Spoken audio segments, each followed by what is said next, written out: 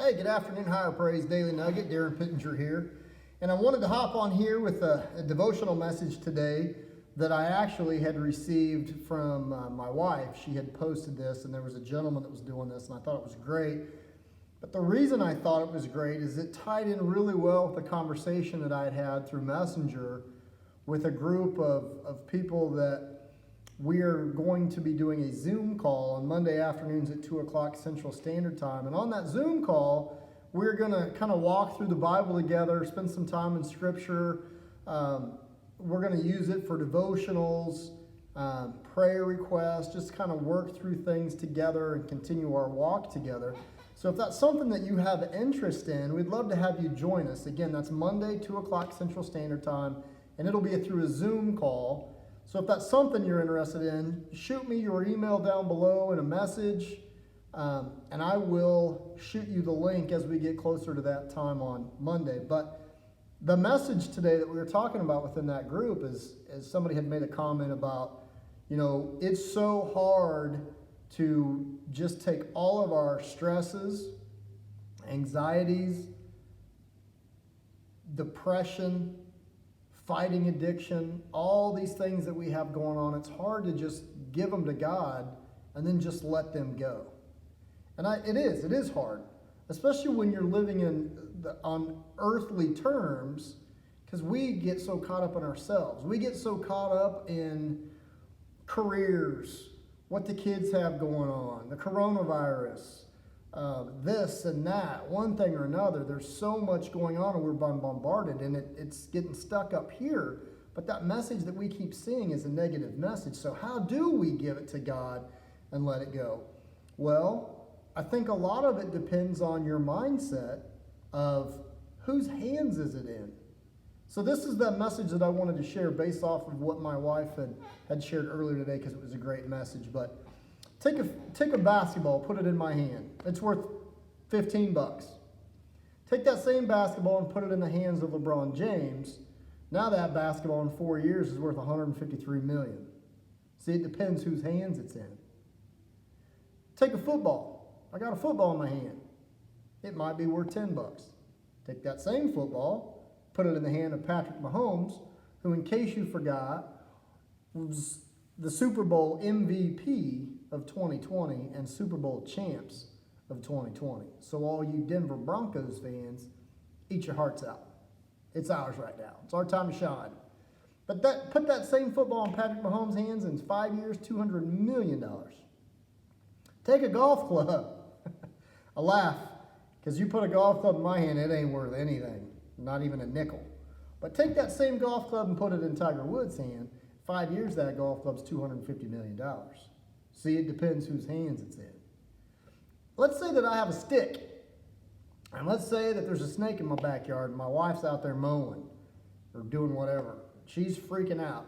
So I come out, shoo that thing off with a stick, rod, something like that. In my hand, I may be able to chase that thing off, but put that thing in the hand of Moses, and what happens? Exodus 14, 15 through 16 tells us, Then the Lord said to Moses, Why do you cry out to me? Tell the people to get to moving. Pick up your staff, raise your hand over the sea, divide the water so that the Israelites can walk through the middle of the sea on dry ground. Take a slingshot. Put a slingshot in my hand, or my son's hand, and it's just a toy. In fact, the other day in our backyard, he was using a slingshot and paintball pellets to shoot at a target that was backed up against my shed, and I think he hit the shed more than he hit the target. But the fact of the matter is, it's just a toy. Put that same slingshot in the hands of David, who was a shepherd, a young shepherd, not a military mind, not a military leader, but what did he have? He was in God's hand.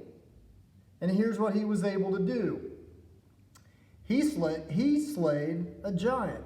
1 Samuel 17, 45 through 50 tells us, David replied to the Philistine, which was a giant, You come to me with sword, spear, and javelin, but I come to you in the name of the Lord of heaven's armies, the God of the armies of Israel, whom you have defied. Today the Lord will conquer you, and I will kill you and cut your head off. And then I will give the dead bodies of your men to the birds, to the wild animals, the whole world to know that there is a God in Israel. And everyone assembled here will show the Lord's rescues his people, but not with sword and spear. This is the Lord's battle, and he will give it to us. Okay, take 2 pieces of fish and 5 loaves of bread.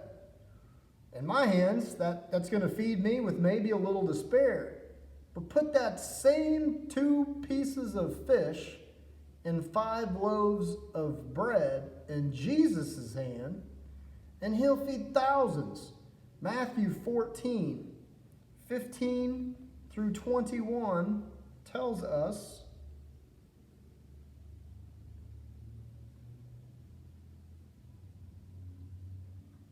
once I get there,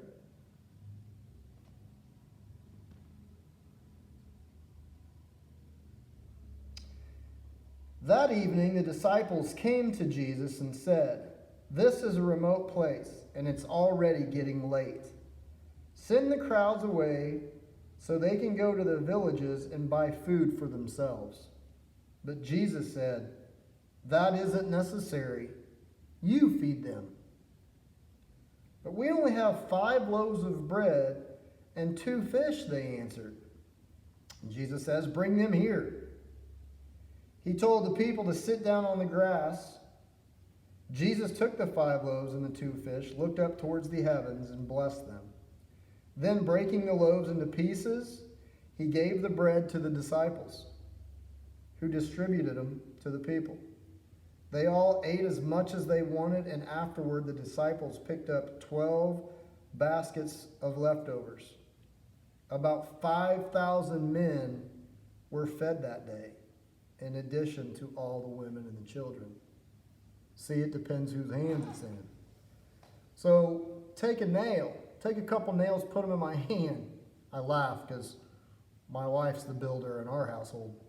It's not me, and I'm okay with admitting that. But you put those nails in my hands or put those nails in her hands, whatever. And she might be able to build a birdhouse, make some crafts, some things for the backyard, whatever the case might be. But you put nails through Jesus' hands, and he becomes salvation for all of us. So folks, it depends whose hand it is in.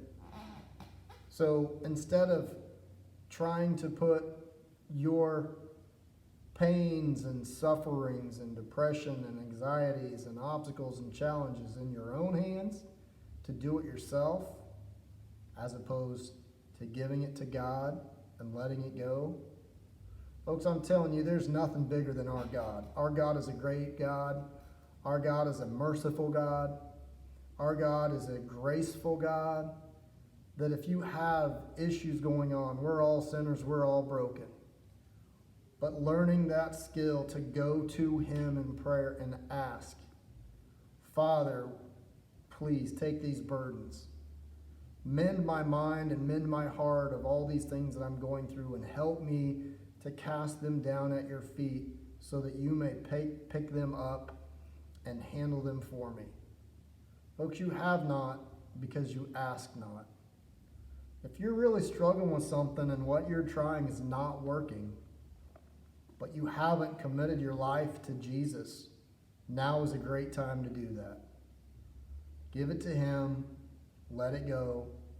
Go into prayer. Ask them that he takes your load for you. And he will. Because he loves you and he wants you and he's calling you by name. I hope you guys enjoyed watching this. Feel free to share with family, with friends, with kids, whatever the case might be. Subscribe, continue to follow, become engaged. Let us know your thoughts, as we'd love to help you on your walk with Christ. Know your worth. You guys have a great day. Love you. Stay blessed.